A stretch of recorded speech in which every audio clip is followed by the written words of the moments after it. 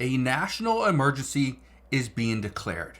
And as a result, the U.S. military is already preparing for a mission here inside the United States and on U.S. soil. That right there should scare many people, but it's for one specific reason. I'm going to get to that in just a moment, explain what is going on, what we are likely to see over the next few months. But here's a big one.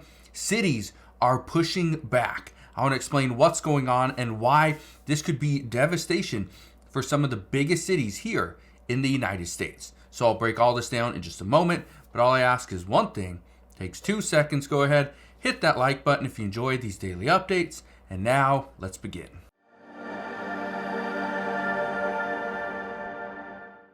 So when I say that the United States is about to use our military to conduct a mission here on U.S. soil, most people are thinking, well, that's completely false.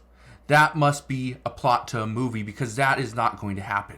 Well, it actually is. Look at this right here. President-elect Donald Trump confirms a plan to declare a national emergency and use the military for mass deportations. Now, I want to be very clear on something.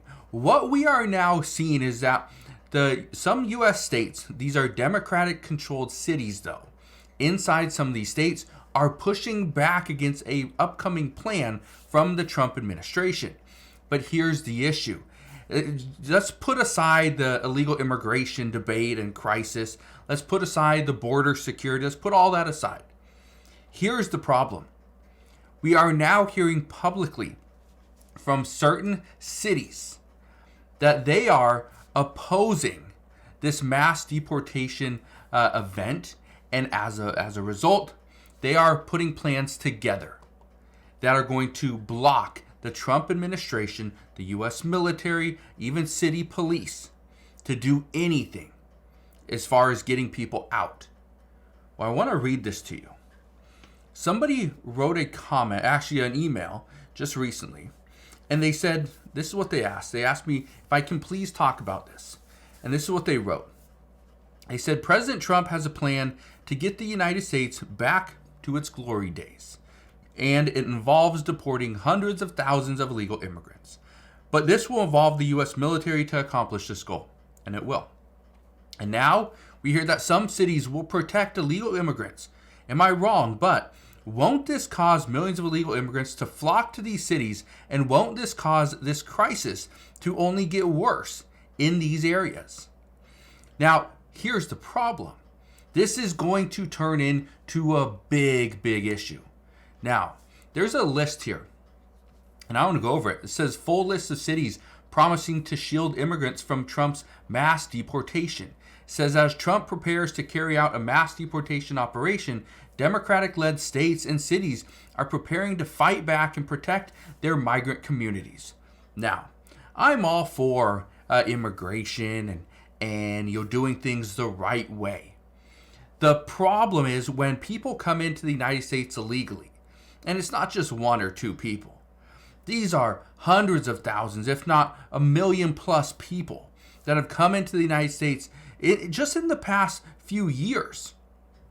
We have seen, I think it's like 1.2 million people have come into the United States or something like that just over the past couple of years. Okay, 1.2 million people. That's a lot of people. That's more than some major cities. Now, I want you to listen to this, okay? Listen to what this person has to say, and then we're going to talk about the cities that should be concerned because now they're about to see a flood of illegal immigration into their city, which means that city is going to have a funding crisis. Okay, they're going to have a housing shortage. They're going to have just a supply chain issue. We're going to see so many different issues here, but listen to this. And there's a couple of important things. First, on our physical border, we've been using the United States military for a very long time, both Republican and Democrat-led administrations. In fact, the military is at our border right now as we speak. Now, what he's specifically talking about is Senator Rand Paul was saying that he does agree with what the Trump administration is planning, But the problem is we can't use our U.S. military because it's illegal. Well, it's actually not, but keep listening. This is why. Secondly, with respect to interior enforcement, the removal operations, once the president declares a national emergency, it does free up additional military funding and resources. And what's very clear, and what I don't think Rand Paul is being fair with his depiction, is how the military is going to be utilized. We're not talking about rolling troops and tanks, into city streets and actually having them arrest individuals. We're talking about the United States military helping with transportation, i.e. aviation assets, as well as providing temporary shelters to be able to process those we've apprehended prior to then being removed. So that's the type of military resources we're talking about, and that is legal. Now, I want to kind of expand on that a little bit because I'm going to show you another video in just a second. And in this video, it's talking about what certain sheriff's departments are doing. Because right now, it's not illegal to use the U.S. military and they'll have a mission here on U.S. soil. But what their mission is going to be is to pretty much help and assist local law enforcement and immigration and custom enforcement so that they can do their job better. Now, here's where things get interesting. When you see cities and maybe local law enforcement or protests, and now we need to call in the National Guard or U.S. military personnel in order to protect the citizens, that's where people are saying that's going to be the big issue. That's where we are going to see potentially another emergency declaration, simply because it's not just about the illegal immigrants, but now it's about the U.S. citizens, the residents of those cities, the buildings, the businesses, and everything in between. But listen to this, okay? Listen to this and let me know your thoughts. When we look at this policy, it's called 287G. It's a federal policy that could be expanded, apparently. Explain to us what you would be able to do under this that you're not able to do now. We could actually go to the workplace and enforce immigration laws. We had it once before, but this president took it all away from all the sheriffs across the country. We house prisoners here. There's two 287Gs, one to hold prisoners, one to go out and enforce immigration laws. Now, I'm going to keep playing this in a second, but I want to just kind of butt in here. One of the other issues that we're already hearing reports of, and again, we've heard this before, we've seen it before, where local law enforcement can come in, ICE can come into your place of work and ask you for your paperwork.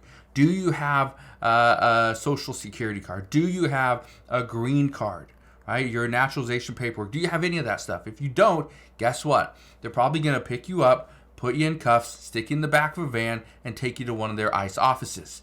That's what's going to happen. Put you in a detention center, and then eventually you will be deported back to your home country. Here's the reason why the U.S. military is likely going to be a very big part of this. They aren't going to be the ones that come in and take you from your place of work. They're not going to be the ones that come into potentially a school and rip you out of school. Okay, they're not going to do that. What they are likely going to be called in for is to protect the citizens, protect the businesses, protect local law enforcement. Because again, once you start to see this, and once it's not just 1 or 2 or 5 or 50 people, now it's hundreds of people, thousands of people, tens of thousands or hundreds of thousands of people are being pulled from the life that they once knew over the past 1 to 3 years. Well, it's going to turn into an issue. And so experts believe the military is going to be called in to protect the citizens of those cities. And again, I bring this to your attention because we are currently facing a battle between the federal government and potentially some of these sanctuary cities that are saying, no, come on in. You're perfectly safe here. But what happens when those cities are accepting, tens of thousands or 100,000 plus people, all illegal immigrants that are worried and want to just be safe and stay here in the U.S.? Well, what happens to the citizens of that city that are saying, well, no, now we're closing our rec centers, we're closing our community centers, our YMCA, our hotels are now being diverted to help these illegal immigrants. Well, look at this. Look at this right here. Chicago, this was back in September, Chicago closed 3 migrant shelters by the end of October. That's what they were going to do. You know why? They said they had 5,000 unused beds in the new arrival system. So they're going to reevaluate what they're doing for the migrants for the rest of the year. Well, guess what? This is one of the things that's about to happen is all those hotels that were converted to migrant shelters and then converted back to hotels, are they now going to be converted back to migrant shelters? Are we going to see some of those rec centers that were originally rec centers, then converted back or over to migrant housing? Are they going to be converted back to migrant housing now that they've already went back to rec centers? Right? Now, I want to give you this list, okay? I promise you this list. But before I show you this list of some of these cities, and again, it's troubling because some of these are some major cities, I want you to listen to the rest of this video. Listen to this. We were trained, we had the certification, and President Biden's administration took it all away from us. We're going to get that back. We've been in contact with ICE. So it gives us the authority to go out into the community, to go to the workplace, enforce these laws, and help the federal government do their job. Okay. So that's the plan. Is local law enforcement is already working, putting together or opening up, jail cells, making sure there's enough room so that once these people are apprehended, they can put them in jail, they can get them in the system, get them in through a deportation process, and then send them on their way. The one other issue that we are facing is most likely all these people are going to need to go through the deportation process, and when they do that, it will likely need more judges, but we'll see what happens there. Now, I want to show you this, okay? Look at this right here. This is the list of some of the cities. It says Los Angeles, California. It says California Governor Gavin Newsom announced shortly after the November 5th election that he called for a special legislative session focused on Trump-proofing the state and safeguarding progressive policies. Now, one thing you need to understand is he is going to try to protect all the sanctuary cities within the state. Okay? Los Angeles is one. Look at this one. Another city that is saying, come to our city because we will protect you, is Chicago, Illinois. It says, our values will remain strong and firm, he told reporters after the election. This is Chicago Mayor Brandon Johnson. He says, we will face likely hurdles in our work over the next 4 years, but we will not be stopped and we certainly will not go back. They are going to protect their illegal immigrants. Okay, I'm not saying that some people don't need to be protected. The people that do not need to be protected are those that are committing crimes, those that are trafficking humans here in the U.S., those that are getting busted for drug possession and selling, distribution. Right, those are the people that should be going back to their countries. Look at this, Philadelphia, Pennsylvania. It says Philadelphia remains a sanctuary city, a status it has had since 2016, which prohibits collaboration between the Philadelphia Police Department and ICE. It says Pennsylvania Governor Josh Shapiro, however, has not expanded the measure to the entire state, referring to a statement focused on unity after Trump's victory. He went on to say, now that his election is over, it is time to govern, to work together, to compromise, and to get stuff done.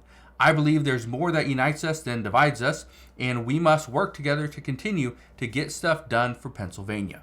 Okay, there's another city, Boston, Massachusetts. It says Mayor Michelle Wu told some TV station that they will protect immigrants with legal status in every way possible. Protect immigrants without legal status in every way possible. They will use every tool in the toolbox to protect our residents and to hold the line of democracy and the rule of law. Now, there's one other city that I want to show you. This is probably one of the bigger ones that is coming under a lot of fire lately, is Denver, Colorado. It says Denver Mayor Mike Johnston said he would use Denver police to stop federal forces from deporting migrants in an interview last Wednesday. Denver police also say state regulations prevent them from enforcing immigration law, but not confirmed whether they would actively block Trump's policies. This is the reason why right here, okay? when he says he's going to use Denver police to stop federal forces from deporting migrants, that's a problem. When we now have the federal government and potentially the U.S. military going up against local law enforcement, what do you think happens then? This is the issue. This is why the military are preparing to conduct this mission from within the U.S., from within our borders, because it's not something that will just be a fly-by-night plan. They will have to pretty much put this into place, adjust, and pivot, because some cities are not going to abide by the federal law, even though President-elect Donald Trump is going to declare a national emergency, likely on day one of him being in office. So I just wanted to share this with you because right now, those cities, Denver, Colorado, Boston, Massachusetts, Philadelphia, Pennsylvania, Chicago, Illinois, Los Angeles, California, are all cities that are prepared to fight back and push against the federal government. So we'll see what happens moving forward, but that is what we know as of today. So again, let me know your thoughts down in the comment section below, what you think of all this stuff. But again, thank you guys for watching. Consider subscribing, and I'll see you guys on the next one.